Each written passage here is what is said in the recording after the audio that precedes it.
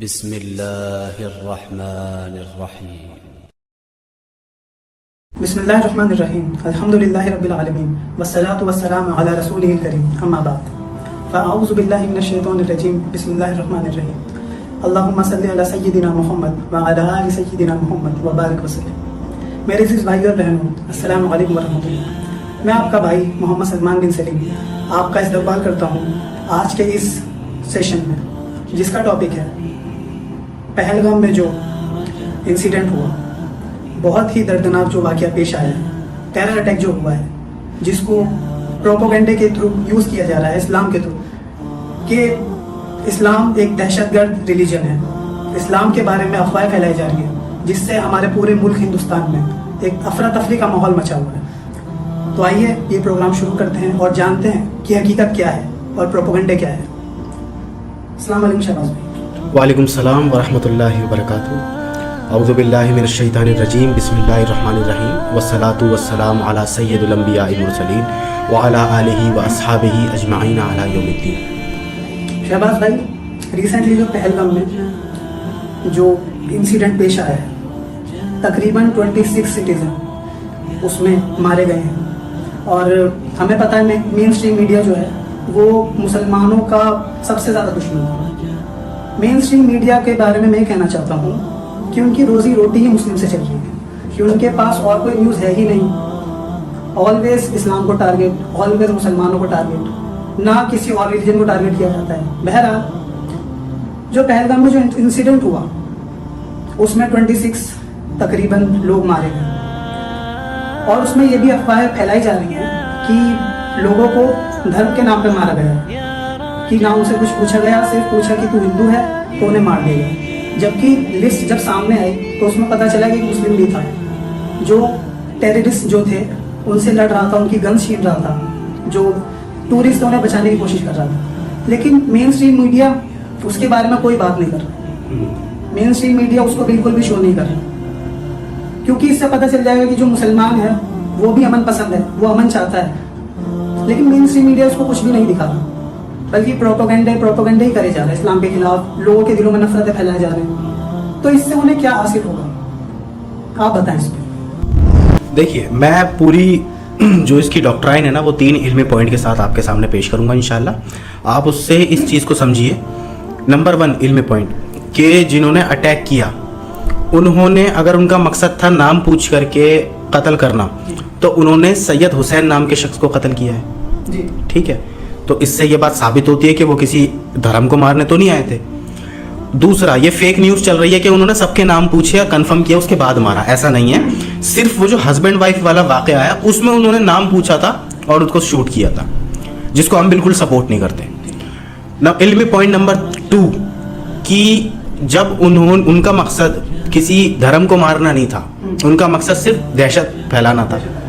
ठीक है, तो जो वो सैयद हसन भाई हैं जिनकी शहादत हुई है, वो घोड़ों पर बिठाकर टूरिस्ट को ले जाने वाले थे पहलगाम में ऊपर और वहाँ से नीचे। इसी से उनका घर चलता था।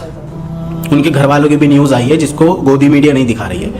लेकिन आप ये इल्मी पॉइंट नंबर 2 पर ध्यान दीजिए कि जब एक शख्स शहीद ही हुआ है मुस्लिम, और 26 टोटल इंडियंस उसके अंदर शहीद हुए हैं, उनकी वफात हुई है, मौत हुई है, तो इसमें धर्म को क्यों टारगेट करना? ये इल्मी पॉइंट नंबर 2 है। इल्मी पॉइंट नंबर 3, कि अगर वो लोग हथियार लेकर, गन्स लेकर के पहलगाम के अंदर जो टूरिस्ट प्लेस है वहाँ घुस गए थे, तो आर्मी क्या कर रही थी, फोर्स क्या कर रही थी, और इसका जो मेन, इसकी किसकी वजह से, इसका जिम्मेदार कौन है? ये इल्मी पॉइंट नंबर 3 है। भाई, अगर मैं इसको स्किप कर दूं कि वो उन्होंने क्या किया, उन्होंने शूट कर दिया नाम पूछ करके, चलो ठीक है, ये किसकी जिम्मेदारी थी? पूरा देश किसकी जिम्मेदारी पर है? इतनी आर्मी इंडिया के अंदर, 40% आर्मी पूरे इंडिया को कवर करती है, 60% आर्मी सिर्फ जम्मू कश्मीर को कवर करती है। तो वो 60% आर्मी बॉर्डर्स पर क्या कर रही थी जब ये लोग अंदर घुस रहे थे? तो फर्स्ट, सेकंड सवाल बिल्कुल है। दूसरा, इससे सबसे ज्यादा फायदा किसको हो रहा है? हमें समझ में आ रहा है कि क्या सच्चाई है, लेकिन मैं अब देखिए, मैं ये तो कहना पसंद नहीं करूंगा कि ये प्री प्लान था, लेकिन हम इस पर खुले अल्फाज से वही कहते हैं जो कुरान हकीम कहता है। आप देखें सूरतुल माइदा आयत नंबर 32, अल्लाह ताला साफ फरमाता है कि जो शख्स नाहक कत्ल कर दे या जमीन पर फसाद पैदा करे उसको कत्ल कर दो। ये अल्लाह ताला का फैसला, ये हुकूमत अल्लाह ताला की है, ठीक है। आपको हज़रत उमर बिन खत्ताब रज़ी अल्लाह ताला का कॉल मिलेगा। हज़रत उमर बिन खत्ताब फरमाते हैं कि अगर किसी शख्स के कत्ल में पूरा गांव पूरा कबीला मिला हुआ है तो मैं पूरे कबीले को कत्ल करूंगा। कुरान ही में अल्लाह ताला फरमाता है कि एक मासूम की जान नाहक कत्ल पूरी इंसानियत का कत्ल है, और एक शख्स को की ज़िंदगी को बचाना पूरी इंसानियत को बचा लेना है। ये कुरान कह रहा है, ठीक है। उन टेररिस्टों के साथ हमारी अपील है गवर्नमेंट से, और अमित शाह साहब से हमारी अपील है कि उनको फौरी तौर पर पकड़ा जाए और कत्ल किया जाए, फांसी दी जाए। जो विक्टिम्स इसमें जो जिनका मर्डर हुआ है उनके घर वालों को 50-50 लाख रुपए कम से कम दिए जाएं और एक सरकारी नौकरी दी जाए, ठीक है। और ये बताया जाए कि इसका जिम्मेदार कौन है, ठीक है। अब ये आप मुझे बताएं कि मैं ये गलत डिमांड कर रहा हूँ? अगर मैं पूछ रहा हूँ कि पहलगाम की बजाय ये इंसिडेंट इंडिया के किसी भी स्टेट में हो सकता है, तो क्या मैं गलत बात बोल रहा हूँ? और अगर ये कहीं भी हो सकता है तो फिर इसका जिम्मेदार कौन है? क्या 26 लोगों का मर्डर कर देने वाला टेररिस्ट ऐसे इंडिया में घुस सकता है? क्या वो टूरिस्ट प्लेस में ऐसे कोई आ सकता है, वो भी हथियार के साथ? सवाल यही पैदा होता है कि आर्मी उस वक्त क्या कर रही थी, और वो अब तक पकड़े नहीं गए, तो फिर वो कहाँ हैं? वहाँ के लोकल तो वो थे नहीं। वहाँ के लोकल तो अपनी पट्टियों पर जो है वो हिंदू भाइयों को ले जा करके ना लाद करके वो भाग रहे थे हॉस्पिटल के लिए, किसी को बचाने की कोशिश कर रहे थे। सच्चाई ये है जो न्यूज़ नहीं दिखा रही है, ठीक है। और वहीं की लोकल जो हिंदू हैं वो खुद बोल रहे हैं कि भाई हम अपनी आंखों से देख रहे हैं, कश्मीरियों ने हक अदा कर दिया।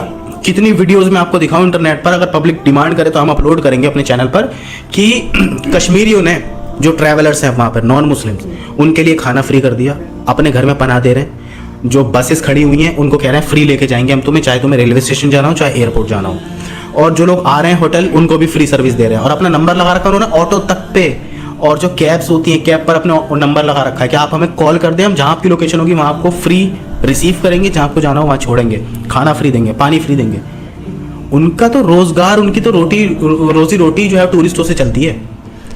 बट जो मेन स्ट्रीम मीडिया है वो ये चीज़ क्यों नहीं दिखाता? क्योंकि जो अवामुन नास है हिंदुस्तान की, जो ज़्यादातर पब्लिक है, या मैं कहूँ हिंदू अवाम जो है, वो मेन स्ट्रीम मीडिया को ज़्यादा फोकस करती है। आपका चैनल हो गया या जितने छोटे छोटे यूट्यूब पे चैनल हो गए, इंस्टाग्राम पे हो गए पेजेस, वो अगर सच दिखा रहा है तो वो क्यों देखें? क्योंकि जो मेन स्ट्रीम मीडिया वो तो फोकस कर रही है मुस्लिम्स को, हर बार टारगेट कर रही है मुस्लिम्स को। तो उस आवाम के लिए आपकी तरफ से क्या? देखिए, अगर जो मेन स्ट्रीम है दिखा रही है उसको देख करके इंसान वही सोचने लगता है जो वो दिखा रही है, तो अभी कुछ टाइम पहले एक पुलिस ऑफिसर ने पूरी जिम्मेदारी के साथ ट्रेन के अंदर मुस्लिम्स का नाम पूछकर उनको शूट किया था, और फिर उसने बाद में ये कहा था कि वो मेंटली सिक है। तो मेंटली सिक इंसान है, मेंटल है, वो इंडियन आर्मी में क्या कर रहा है, इंडियन पुलिस में क्या कर रहा है, फोर्स में क्या कर रहा है, कैसे भर्ती हो सकता है वो, और उसके हाथ में आपने हथियार कैसे दे दिया? तो ये साफ पता चलता है कि ये प्री प्लान था। अभी कुछ टाइम पहले ट्रेन के अंदर नाम पूछ करके मुस्लिम को मार दिया, लेकिन हम कहते हैं ठीक है भाई, वो भी आतंकवाद था, ये भी आतंकवाद है। नाम पूछकर मार देना, चाहे हिंदू को मारा जा रहा हो चाहे मुस्लिम को मारा जा रहा हो, वो तो आतंकवाद है। इसको कंट्रोल करना ही तो गवर्नमेंट की जिम्मेदारी है, या मेरी जिम्मेदारी तो नहीं है इसको कंट्रोल करना।